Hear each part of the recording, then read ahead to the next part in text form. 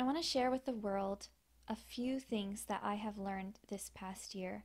And my goal is that it could maybe even help one or two people. If it can help one person, then this video was not in vain. It takes a little while to make a video like this, but I just really feel like I need to share this with the world. So, hey, there's a reason.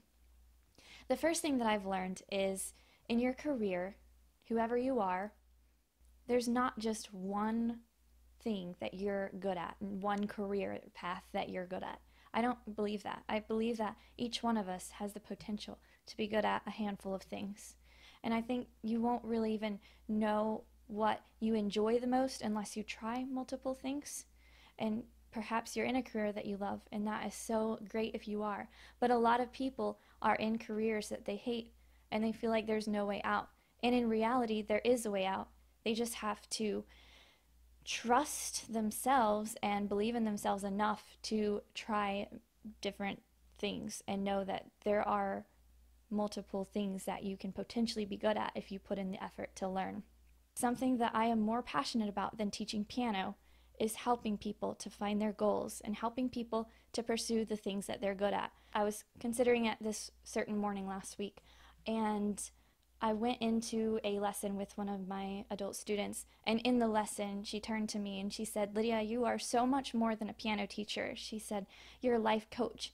And I couldn't even believe it, because here I had been considering launching something to help other adults to find what they're passionate about, or even just help them in their businesses to grow their businesses. And here she had said that, and it kind of was verification of what I was thinking.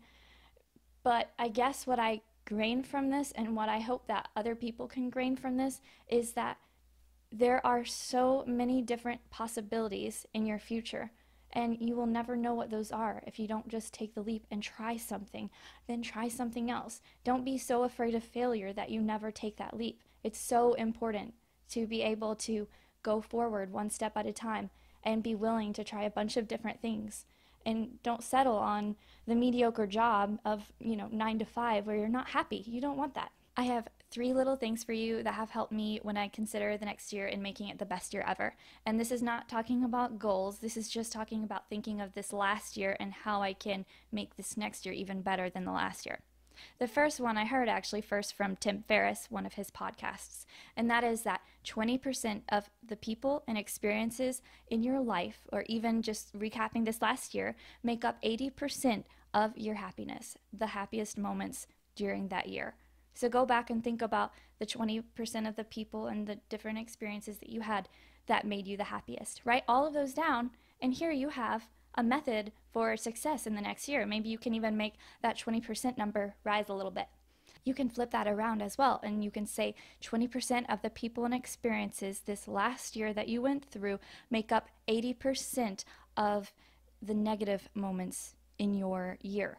So think about the 20% of the people or experiences that were really negative and that really brought you down, and write those down and try to have less of those this next year.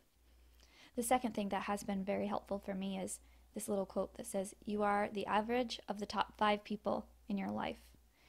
Think about this as you go into year 2018. Make sure that you're hanging out with people who can really help you to grow. Last but not least, this is really about getting the most out of your day as far as getting things done.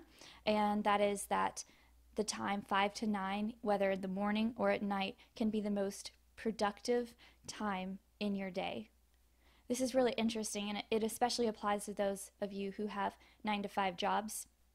I think what people run into with this 5 to 9 situation is that when they have a full day work, they come home and they don't really have that energy to put towards something, and then they want to sleep in the morning, so they can't take advantage of that 5 a.m. to 9 a.m.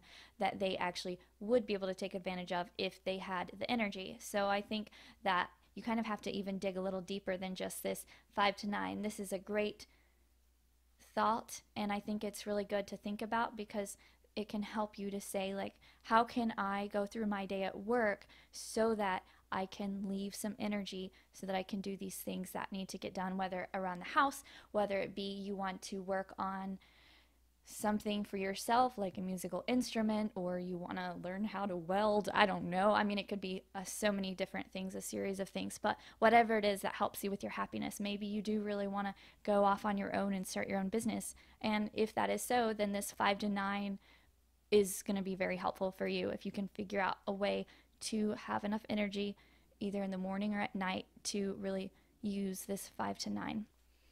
This next year has the most potential for growth on your end, and you are the one who can make that happen. So good luck with this next year.